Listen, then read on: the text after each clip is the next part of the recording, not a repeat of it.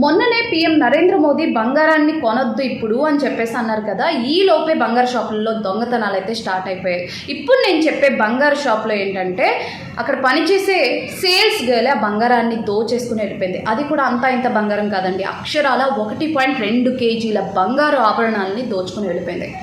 ఈ ఘటన గుజరాత్లోని అహ్మదాబాద్లో చోటు చేసుకుంది. అసలు ఏం జరిగిందంటే గత సోమవారం రోజు ఈ సేల్స్ గర్ల్ షాప్కి అయితే వచ్చింది. తన కోవర్కర్స్తో సరదాగా మాట్లాడుకుంటూ ఉందన్నమాట. ఈ క్రమంలోనే తన దుస్తుల్లో ఈ నగలని దాచేసుకుందనమాట. ఆ తర్వాత సడన్గా ఏదో అర్జెంటు వర్క్ పడింది, నేను ఓనర్కి చెప్పేశాను, నేను వెళ్తున్నానని చెప్పేసి అక్కడ చెప్పేసి వెళ్ళిపోయింది అనమాట. ఆ తర్వాత కోవర్కర్స్ వాళ్ళు పని చేసుకునే ప్రక్రియలో వాళ్ళకు ఒక బ్రేస్లెట్ కనిపించలేదు. సో ఈ విషయాన్ని యజమానికి చెప్తే యజమాని సీసీ కెమెరా చెక్ చేశారనమాట. చెక్ చేసినప్పుడు ఈ విషయాలన్నీ బయటపడ్డాయి. సో ఆ అమ్మాయి తన దుస్తుల్లో ఆ బంగారాన్ని దాచుకున్న విధానం మొత్తం కూడా ఆ కెమెరాలో రికార్డ్ అయిందనమాట.